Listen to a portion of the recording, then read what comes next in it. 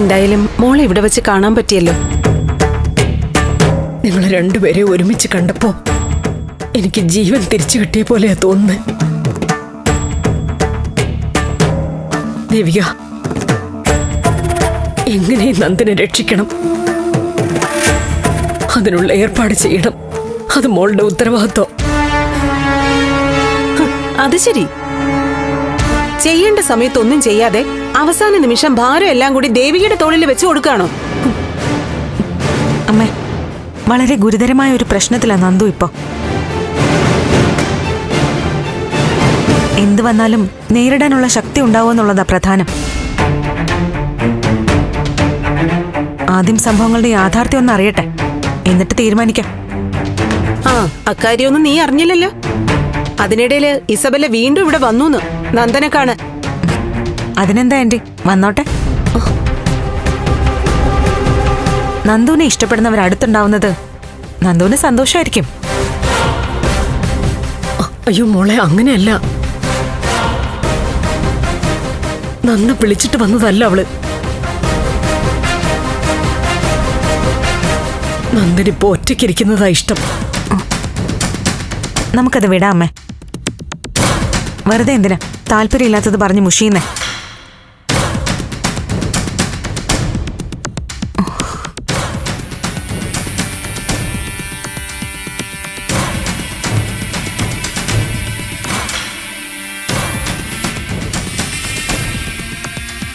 നന്ദൻ എന്തു പറയുന്നു?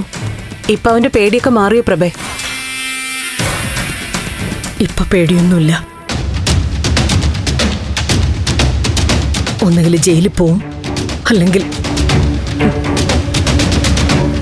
എന്ത് ശിക്ഷയും ഏറ്റുവാങ്ങാൻ തയ്യാറായിട്ട് അവൻ നിൽക്കുന്നത്.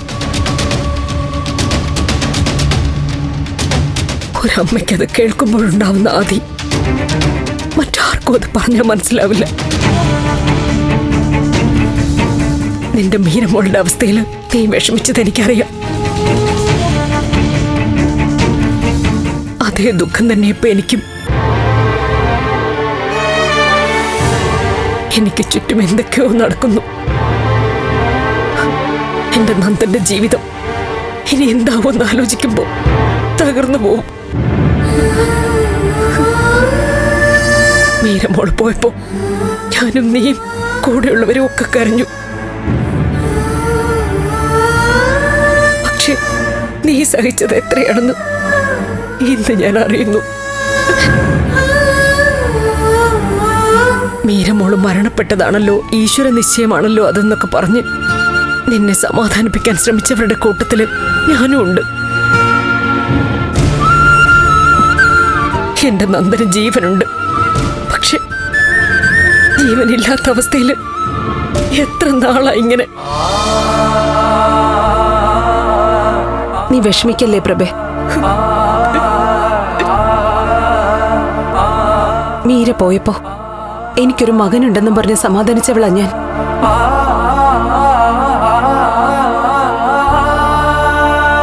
നന്ദൻ എനിക്കെന്റെ മീരമോളെ പോലെ തന്നെയാ.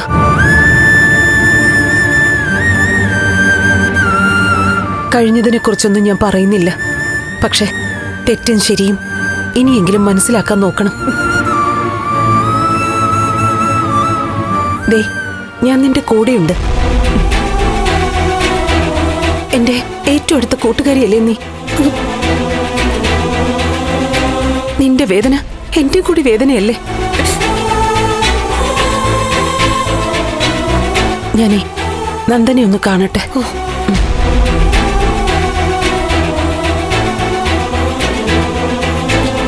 മോളെ, മോള് വരുന്നുണ്ടോ നന്ദനെ കാണാൻ? ആന്റി ചെല്ല.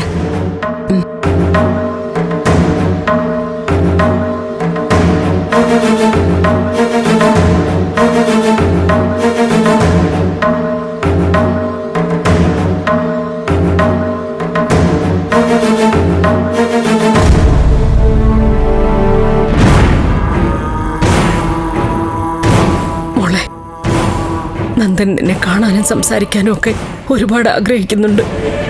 ഇതേ വാക്കുകൾ നന്ദുവിൽ നിന്ന് ഞാൻ കേൾക്കാൻ തുടങ്ങിയിട്ട് തന്നെ വർഷങ്ങൾ എത്രയായി അമ്മേ. ഞാനില്ലാതൊരു ലോകമില്ലാന്നും പറഞ്ഞ് എന്നെ ചേർത്ത് പിടിച്ച ആളാ അമ്മയുടെ മോൻ. മോളെ ഇപ്പോഴും അവന്റെ മനസ്സിൽ. വേണ്ടമ്മേ, ഇനി ആ വഴിക്ക് പോണ്ട. നന്ദുവിനെ ഞാൻ കാണും, സംസാരിക്കും. അതിനൊരു കാരണമുണ്ട്. അത് അമ്മയ്ക്കും അറിയാം. മറ്റൊന്നും ഇപ്പൊ എന്റെ മനസ്സിലില്ല.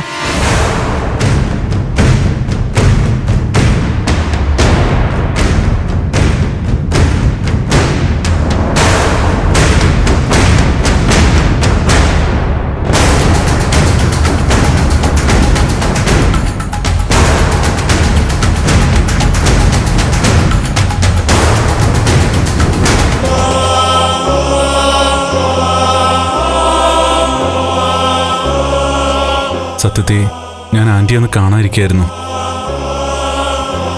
ഞാനങ്ങോട്ട് വരണമെന്ന് വിചാരിച്ചതാ. പക്ഷേ ഇപ്പം ഞാനിവിടെ വീട്ടു തടങ്കില്ല. പുറത്തെവിടെയും പോകാൻ പാടില്ലെന്ന് പറഞ്ഞേക്കുന്നേ. നിനക്കെന്നെ കാണാൻ ഒന്ന് വിളിച്ചാ പോരായിരുന്നോ? ഞാൻ വരില്ലേ? ഞാൻ അമ്മയോട് പറഞ്ഞിരുന്നു ആൻറ്റി ഒന്ന് വിളിക്കണമെന്ന്. എൻ്റെ ഫോണില്ല ഇപ്പോ. നീ എന്താ കാണണമെന്ന് പറഞ്ഞത്? ക്ഷമ ചോദിക്കാൻ വേണ്ടിയാ. ആന്റി എന്നോട് ക്ഷമിക്കണം, മാപ്പ് തരണം. മോനെ, എന്താടാ ഇത്?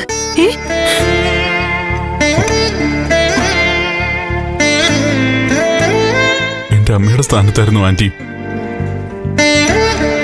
ആന്റിയെ ഞാൻ ആക്ഷേപിച്ചു, പാട്ടി പുറത്താക്കുന്ന പോലെയൊക്കെ പെരുമാറി. എനിക്ക് ഭ്രാന്തായിരുന്നു ആന്റി. ഞാൻ തിരിച്ചറിവില്ലാതെ വിളിച്ചു പറഞ്ഞതാ, മാപ്പ്. എന്താടാ ഇത്? അമ്മയുടെ സ്ഥാനത്ത് നീ എന്നെ കാണുന്നെന്ന് പറഞ്ഞു. അങ്ങനെയാണെങ്കിൽ ക്ഷമ ചോദിക്കേണ്ട കാര്യമൊന്നുമില്ല.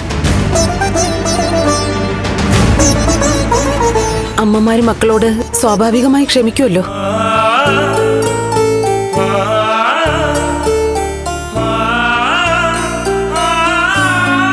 മോളെ, കേറി വാ. വാ മോളെ.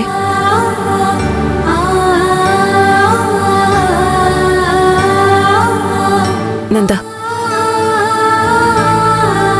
ഞാൻ മാപ്പ് തരുന്നതിലും പ്രധാനം നീ തെറ്റുകൾ തിരുത്തുക എന്നുള്ളതാ. അന്ന് ഇസബല്ലയോടൊപ്പം നിന്നെ കണ്ടപ്പോ ഞാൻ നിന്നോട് ചോദിച്ചതും വീട്ടിൽ പറഞ്ഞതും ദേവികയെ അറിയിച്ചതും ഒക്കെ നിന്റെ പോക്ക് ശരിയായ വഴിയിലൂടെ അല്ലാന്ന് തോന്നിയതുകൊണ്ടാ. നീയും രജനിയും ദേവികയും ഒക്കെ എനിക്ക് എന്റെ മീരയുടെ സ്ഥാനത്താ. അവൾക്ക് പറ്റിയ അപകടം ഇനി മറ്റൊരാൾക്കും വരാൻ പാടില്ലെന്ന് എനിക്കുണ്ടായിരുന്നു.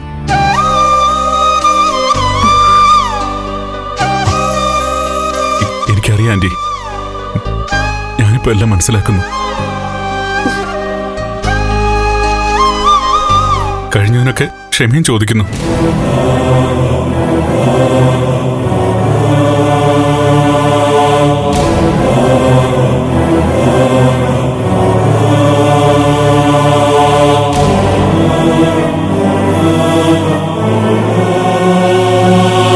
ഋഷിയുമായി ബന്ധപ്പെട്ട ഇപ്പോഴത്തെ നിന്റെ പ്രശ്നങ്ങളൊക്കെ ഞാൻ അറിഞ്ഞു.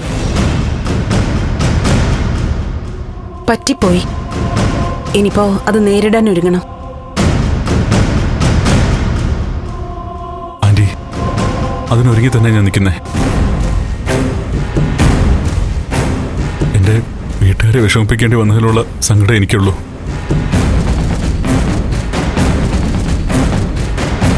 എന്ത് ശിക്ഷ ഏറ്റുവാങ്ങാൻ തയ്യാറായിട്ടാണ് ഞാൻ നിൽക്കുന്നേ.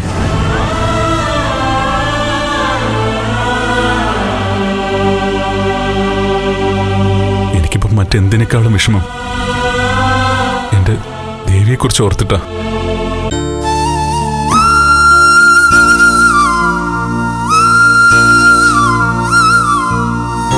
ദേവി ചന്ദ്രത്തുനിന്ന് പോയതില് ഞാനൊരിക്കലും കുറ്റം പറയില്ല. അവളുടെ സ്ഥാനത്ത് ആരായാലും അങ്ങനെ ചെയ്യൂ. ഇതൊക്കെ നിങ്ങൾ തമ്മിൽ സംസാരിക്കേണ്ട കാര്യമല്ലേ? ഞാനിതില് ദേവി എന്നെ കേൾക്കാൻ പോലും കൂട്ടാക്കുന്നില്ല ആന്റി.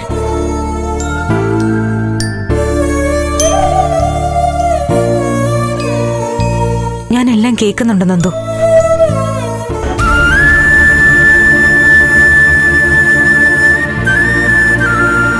ദേവി,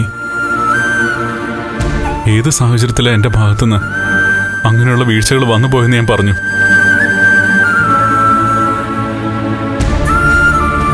ഇനിയെങ്കിലും അത് മനസ്സിലാക്കണം. തിരിച്ചു വാ ദേവി.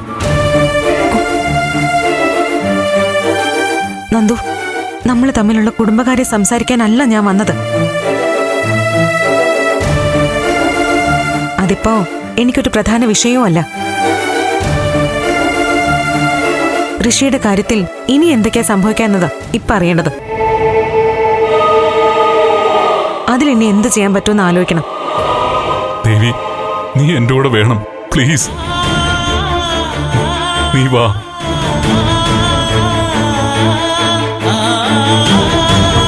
ആന്റി, ദേവി ഒന്ന് പറഞ്ഞു മനസ്സിലാക്ക്. നന്ദു, ഇക്കാര്യത്തിൽ എന്നെ ഞാൻ തന്നെയാ ഓരോന്നും പറഞ്ഞ് മനസ്സിലാക്കുന്നേ. ദയവായി ചന്ദ്രമതി ആന്റി ഒന്നും ഇതിലോട്ട് വലിച്ചിടണ്ട. ആന്റി, ഞാൻ ഇറങ്ങാം. എന്റെ അച്ഛൻ ആശുപത്രിയിലാ. പോട്ടെ.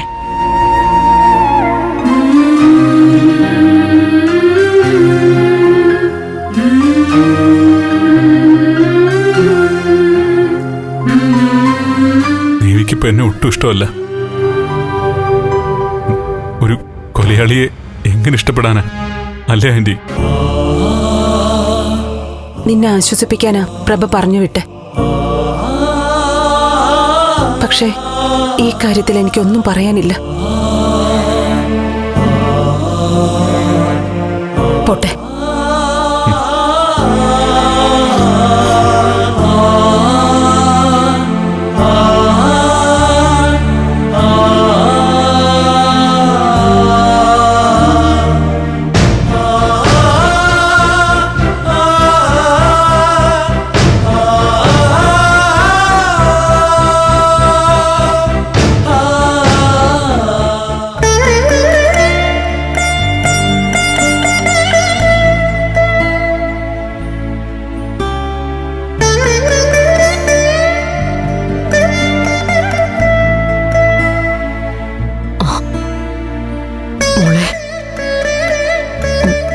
നന്ദൻ എന്തു പറഞ്ഞു? നല്ല രീതിയിലാണോ സംസാരിച്ചത്? സംസാരത്തിലൊന്നും ഒരു പ്രശ്നവുമില്ലമ്മേ. അത് മുൻപും അങ്ങനെ തന്നെ ആയിരുന്നല്ലോ. നിങ്ങൾ തമ്മിൽ എന്തെങ്കിലും? എന്ത്? ഒന്നുമില്ല. MLA ആയതിനു ശേഷം എല്ലാവരോടും ഒരേ രീതിയിൽ ഇടപെടാൻ കഴിയുന്നതുകൊണ്ട് എനിക്ക് പ്രത്യേകിച്ചൊന്നും തോന്നിയില്ല. അല്ല മോളെ, ആശുപത്രിയിൽ അമ്മയും ശാരിയൊക്കെ എന്നെ അന്വേഷിക്കുന്നുണ്ടാവും. ഞാൻ നാളെ വരാം. എന്നാ പോട്ടെ അമ്മേ. ശരി ആന്റി.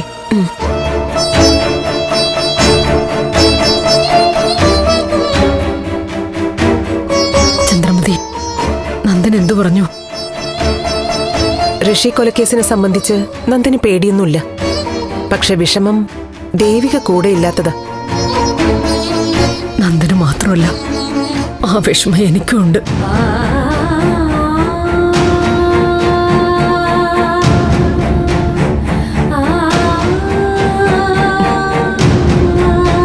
ചന്ദ്രമതി, ഒന്ന് ദേവികയോട് പറ തിരിച്ചു വരാൻ, ഇവിടെ നിൽക്കാൻ, കഴിഞ്ഞതൊക്കെ മറക്കാൻ. എന്ത് കാര്യമായാലും ഒരാൾ മറക്കാൻ പറഞ്ഞതുകൊണ്ട് മാത്രം മറ്റേയാൾക്ക് മറക്കാൻ പറ്റുമോ പ്രഭേ? അതൊക്കെ സ്വയം സംഭവിക്കേണ്ടതാ. ഇതൊന്നും അടിച്ചേൽപ്പിക്കേണ്ട തീരുമാനങ്ങളുമല്ല. ദേവികയുടെയും നന്ദന്റെയും ജീവിതം അവരുടെ ഇഷ്ടങ്ങൾക്കും താല്പര്യങ്ങൾക്കും അനുസരിച്ച് പോകേണ്ടതാ. ചന്ദ്രമതി, ഇങ്ങനെ പോയാൽ എന്തായിത്തീരും? നിനക്ക് എന്ത് തോന്നിയാലും പ്രഭേ, ഞാൻ ദേവികയുടെ തീരുമാനങ്ങൾക്കൊപ്പാ. ചന്ദ്രമതി, അതൊക്കെ വിട്. അല്ല, ഞാൻ വന്നിട്ട് നീ എനിക്കൊരു ഗ്ലാസ് വെള്ളം പോലും തന്നില്ലല്ലോ. അയ്യോ, ഞാൻ സോറി. ഏയ് സാരമില്ല. ഞാൻ ചായ എടുക്കട്ടെ?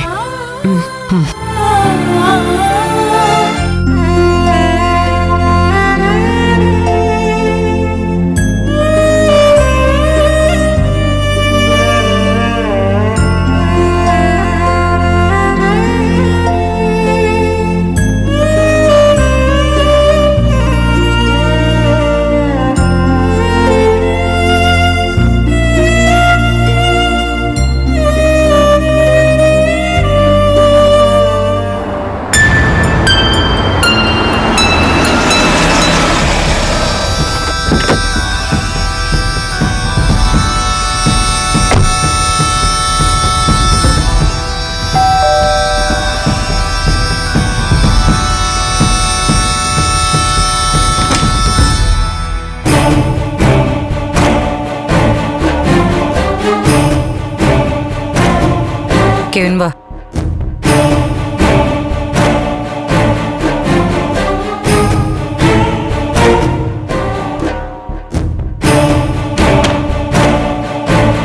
ആ കെവിനായിരുന്നോ?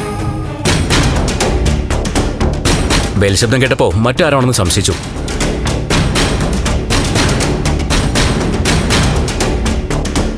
സത്യത്തിൽ വീടിനുള്ളിൽ ഇങ്ങനെ ഒളിച്ചു ജീവിക്കുന്നതിന്റെ ടെൻഷൻ ചെറുതല്ല.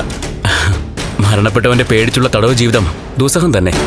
ഇങ്ങനെ ഒളിച്ചും പേടിച്ചും കഴിയാതിരിക്കാൻ വേണ്ടിട്ടാ ഒക്കെ തുറന്നു പറഞ്ഞ് ഈ നാടകം അവസാനിപ്പിക്കാന്ന് ഞാൻ പറഞ്ഞത്. ഈ കാട്ടിക്കൂട്ടുന്നതൊക്കെ എങ്ങോട്ട് പോകുന്നോ, എവിടെ ചെന്നെത്തുമെന്ന് നിങ്ങൾക്ക് ഒരു നിശ്ചയമില്ലല്ലോ. നന്ദനെ കൊടുക്കാൻ നോക്കിയിട്ട് അവസാനം കുടുങ്ങുന്നത് നിങ്ങളായിരിക്കും. ആന്റി സംശയിക്കും പോലെ തന്നെയാ കാര്യങ്ങൾ വരാൻ പോകുന്നത്. എന്താടാ?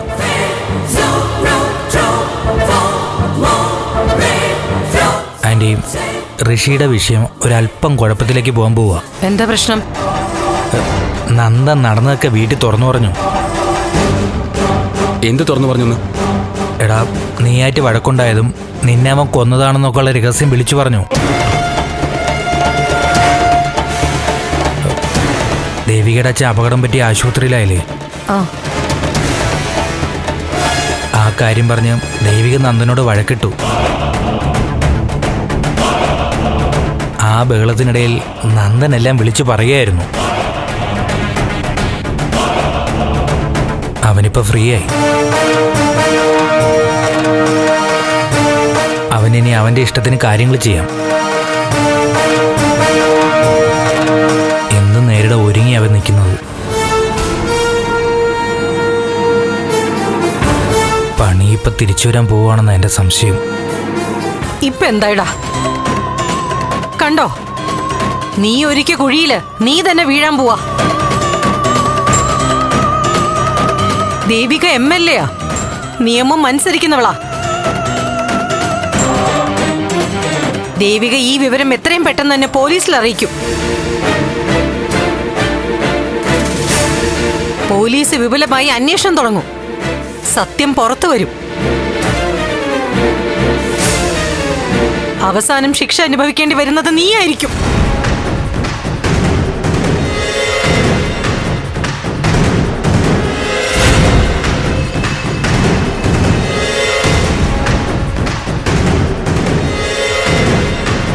ഋഷി, ആന്റി പറയും പോലെ കാര്യങ്ങൾ വന്നുകൂടാന്നില്ല.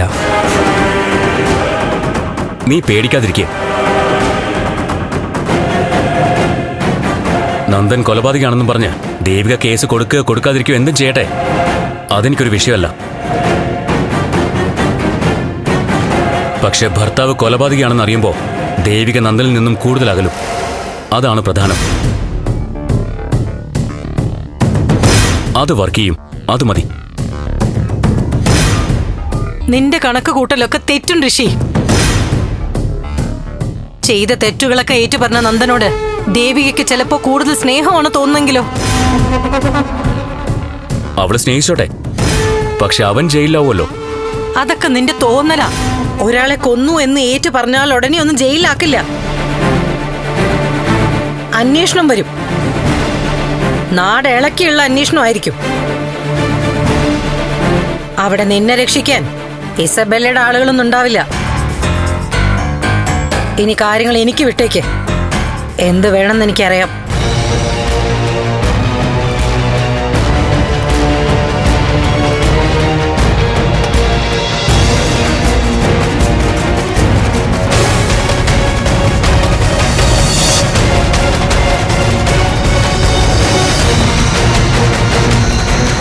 ആദ്യം ദേവികയും പ്രഭാവതിയും ഒന്ന് കാണട്ടെ. ഞങ്ങൾ തമ്മിൽ സംസാരിക്കാം. സത്യങ്ങൾ തുറന്നു പറയാം. അവർക്ക് കാര്യം മനസ്സിലാവും. അവരാരെയും മനഃപൂർവ്വം ദ്രോഹിക്കണമെന്ന് മനസ്സുള്ളവരല്ല. ഒക്കെ നന്നായിട്ട് അവസാനിപ്പിക്കാം. അല്ല ആന്റി, അത് കെവിനും ഇസബെല്ലയ്ക്കൊന്നും പ്രശ്നം വരാതെ ഞാൻ നോക്കിക്കോളാം. അമ്മ എന്ത് വേണമെങ്കിലും തീരുമാനിച്ചോ. പക്ഷെ ഞാനൊരു കാര്യം ഉറപ്പിച്ചു പറയാം. അമ്മ അവിടെ ഒത്തുതീർപ്പുണ്ടാക്കാൻ പോയാ ഞാൻ യഥാർത്ഥത്തിൽ മരിക്കും.